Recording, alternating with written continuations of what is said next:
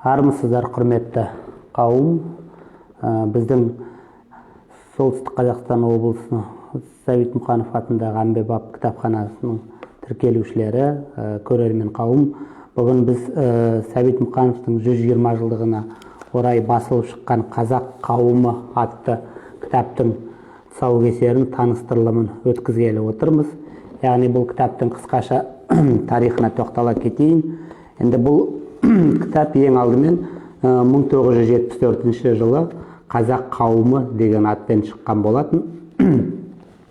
Яғни Сәбит Мұқановтың көзі тірісінде 1900 қайтардың алдында осы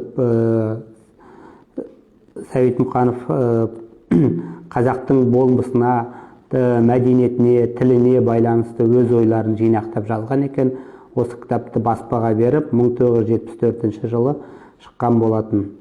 Биылғы жылы бұл кітап сол 120 жылдығына арнап «Қазақ қауымы» деген атпен қайтадан басылып шықты. Жаңадан осы кітапты бір шолу жасап өтейік деген ойдамыз. Енді бұл жерде Сәбит Мұқанов бұл энциклопедиялық кітап сияқты қазақтың шежіресіне тоқталған. Қазақта жеті атасын білген ұл, жеті жұрттың қамын жер, өзін ғана білген ұл, құлағы мен жағын жер деген мәтел бар. Ескі рушыл ауылда әрбір құл жеті атасын білуге міндетті сияқты да, соны үйрететін ұстаздары әр ауылдың немесе рудың ескі құлақты аталатын қарттары.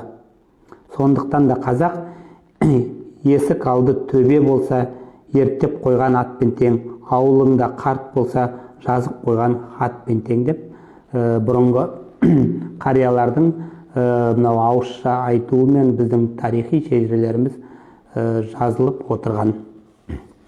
Енді тағы бір тоқтала кететін жайт, кітап шежіре және тарих жайында қазақ халқының қоғамдық өмірі, материалдық мәдениеті, жан азығы, жазба әдебиет белестері дейтін 5 бөлімнен құралады. Ол бөлімдерінде бірнеше тараулары бар.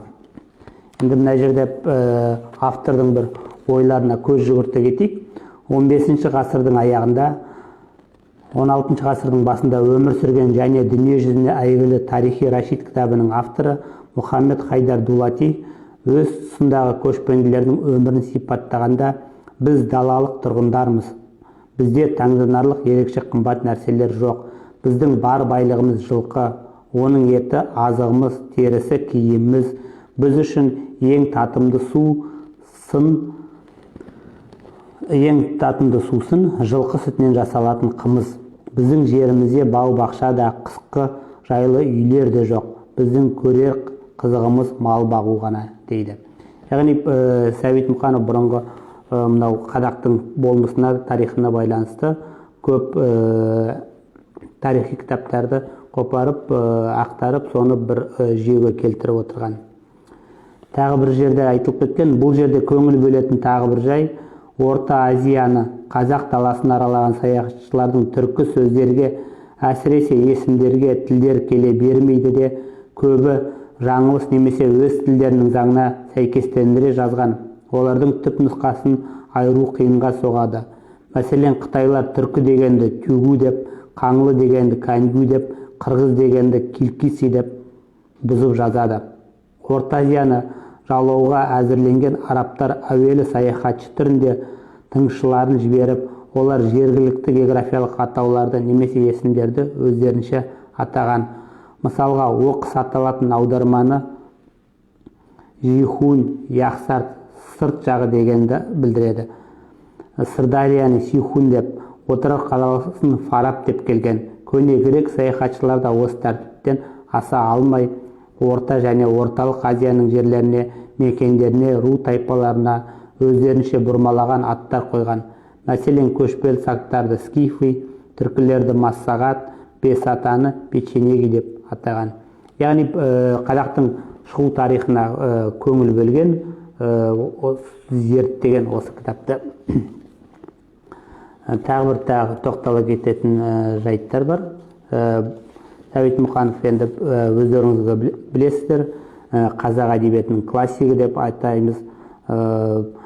Өмір мектебі атты өзінің басынан кешкенін шығармаларын жазды. Оның ішінде осы Петропавлды да, өзінің туған елін Жамбыл ауданында қатты сипаттап, әдемі көркем тілмен жеткізе білді. Елдің тарихын жазды. Осы өмір мектебі кітабында Қызылжар деген атауға да кездесеміз. Оның ішінде мынау Есіл ауданының бұрынғы Явленка селосының да көне атаулары бар.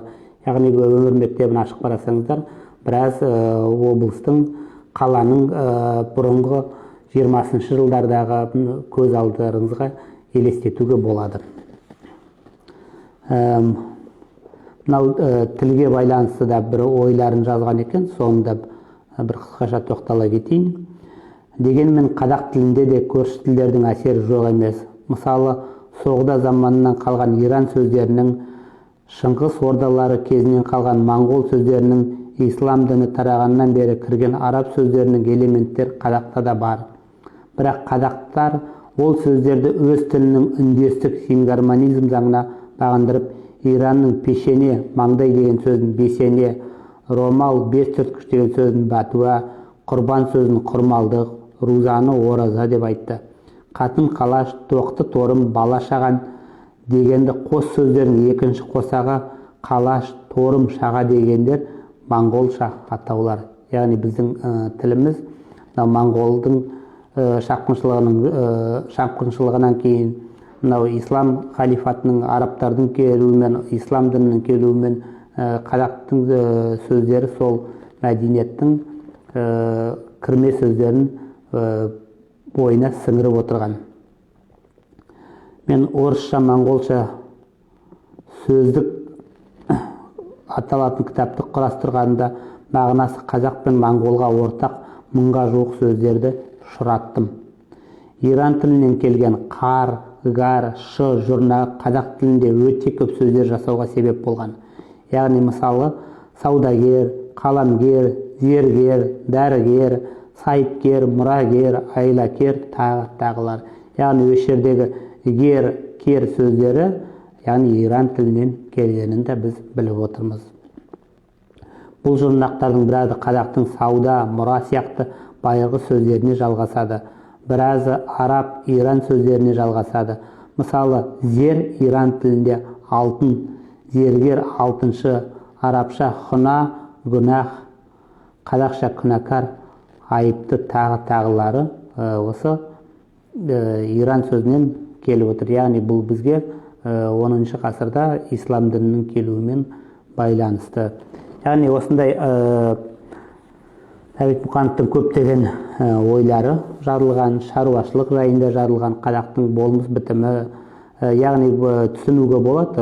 Бұл кездері мынау Совет үкіметінің кезінде қазақтың тарихына байланысты зерттеулер аз болатын. Осы зерттеулерді тағы Сәбит Мұқанов ой елегінен өткізіп, осы кітаптың шығуына өз басы мұрындық болып, осы кітапқа деректерді жинаған екен. Яғни тағы да қайталап айтып кетейін, 1974 жылы халық мұрасы деген атпен басылып шыққан. Яғни бұл енді Совет үкіметінің басылған кітап болғандықтан, бұл жерде де мынау көп ойларды, мынау сол кездегі дәуірдің кезеңінің шегінен аса алмай, көп ойлар ішінде жасырын қалды деп ойлаймын. Яғни құрметті қауым, осы кітапты 120 жылдығына байланысты шығып отыр. Облыс әкімдігінің қолдауымен қайтадан басылып шықты. Кітапханамызға келіңіздер, кітап оқыңыздар, білімдеріңіз толықтырыңыздар. Сау, сәлемет болыңыздар.